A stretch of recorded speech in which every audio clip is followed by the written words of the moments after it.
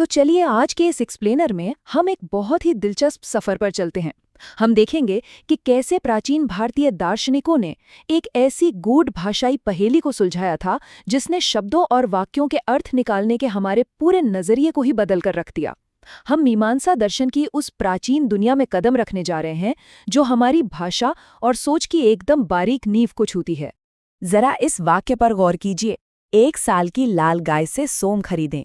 सुनने में तो ये बड़ा सीधा साधा सा निर्देश लगता है ना?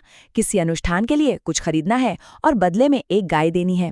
लेकिन मीमांसा के विद्वानों ने जब इस वाक्य को गहराई से परखा तो उन्हें इसके अंदर शब्दों के आपसी रिश्ते की एक बहुत बड़ी पहेली छिपी हुई मिली, जिसने एक जबरदस्त बौद्धिक बहस छेड़ दी। आज हम इस पूरी बहस को 6 मुख्य हिस्सों में समझेंगे। हम शुरुआत करेंगे इस प्राचीन शाब्दिक पहेली से, फिर बात करेंगे पदार्थ और अमूर्त गुण की। इसके बाद हम विरोधी के तार्किक जाल और वाक्य भेद के खतरे को समझेंगे और अंत में एकीकृत उद्देश्य से होते हुए इसके अंतिम तार्किक समाधान तक पहुंचेंगे। तो आइए सीधे अपने पहले भाग की ओर बढ़ते हैं, प्राचीन शाब्दिक पहेली, और देखते हैं कि ये पूरी बहस असल में शुरू कहाँ से हुई। अब यहाँ सबसे बड़ा और मज़ेदार सवाल ये उठता है कि क्या लालपन जैसा कोई अमूर्त गुण, मतलब जिसका कोई आकार ही नहीं है, वो खुद कोई भौतिक काम कर सकता है? वाक्य कहता है कि लाल रंग से और 1 साल की गाय से सोम खरीदें। लेकिन जरा सोचिए, रंग तो सिर्फ एक विचार है। क्या एक रंग खुद चलकर बाजार जा सकता है और कुछ खरीद सकता है? बिल्कुल नहीं। असली समस्या यहीं से शुरू होती है। इस उलझन को सुलझाने के लिए हमें अपने दूसरे हिस्से पर आना होगा, पदार्थ बनाम अमूर्त गुण। देखिए, इन प्राचीन भाषाई जासूसों ने 3 बहुत ही जरूरी शब्द गढ़े थे। पहला है द्रव्य। द्रव्य का सीधा सा मतलब है कोई भी ऐसी भौतिक चीज जिसे हम असली दुनिया में देख या छू सकते हैं। जैसे हमारे उदाहरण में वो 1 साल की गाय एक द्रव्य है जिसे हम एक साधन की तरह इस्तेमाल कर सकते हैं। इसके ठीक उलट आता है गुण।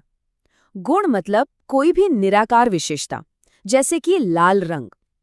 अब लाल रंग अपने आप में कोई ठोस चीज तो है नहीं जो खुद चलकर कोई काम कर ले।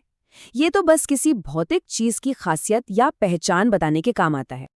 और तीसरी चीज है क्रिया, यानी वो काम या प्रोसेस जिसे पूरा करने के लिए किसी न किसी भौतिक साधन की जरूरत पड़ती ही है। इस वाक्य में खरीदना एक क्रिया है। अब यहाँ आकर असली पेंच फंसता है। हमारे पास एक भौतिक चीज यानी गाय है जो काम कर सकती है, और एक अमूर्त गुण यानी लाल रंग है जो खुद से कोई काम नहीं कर सकता। तो फिर ये दोनों एक ही वाक्य में एक ही क्रिया को कैसे निर्देशित कर रहे हैं? यहीं से शुरुआत होती है हमारे तीसरे हिस्से की, विरोधी का तार्किक जाल। देखते हैं कि विरोधी पक्ष इस स्थिति का कैसे फायदा उठाता है। अब यहाँ पूर्व पक्ष यानी विरोधी पक्ष एक बहुत ही चालाकी भरा तर्क रखता है। वो कहते हैं कि भाई, अगर अमूर्त रंग खुद कुछ खरीद ही नहीं सकता तो लाल रंग और गाय दोनों को खरीदने की इस क्रिया से एक साथ नहीं जोड़ा जा सकता। लाल रंग को तो इस क्रिया से पूरी तरह अलग ही रखना चाहिए।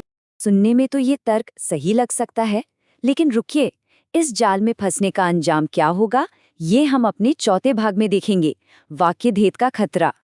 अगर हम विरोधी की बात मान लें तो हम वाक्य भेद नाम के एक बहुत बड़ी दार्शनिक गलती कर बैठेंगे। इसका मतलब है एक ही वाक्य को 2 अलग अलग आदेशों में बांट देना, जैसे गाय से खरीदो और लाल रंग से खरीदो।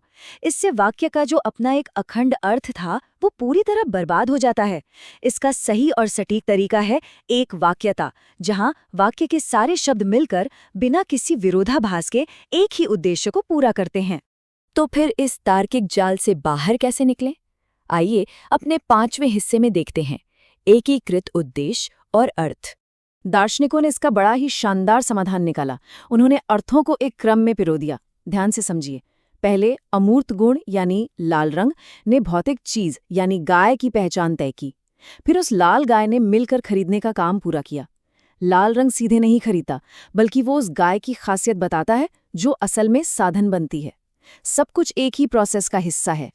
इसे जरा अपनी रोजमर्रा की जिंदगी से जोड़कर देखते हैं। जैसे खाना पकाने का बर्तन खुद आग लगाकर खाना नहीं पकाता, लेकिन जाहिर है वो खाना पकाने की प्रक्रिया में अपना पूरा सहयोग तो देता ही है। या फिर अगर किसी पूरे समूह पर जुर्माना लगता है तो वो पूरे समूह की साझी जिम्मेदारी होती है। गुण और पदार्थ का रिश्ता भी बिल्कुल ऐसा ही है, जो मिलकर किसी काम को अंजाम तक पहुंचाते हैं। और अब हम पहुंच गए हैं अपने इस शानदार विश्लेषण के आखिरी पड़ाव पर, अंतिम तार्किक समाधान।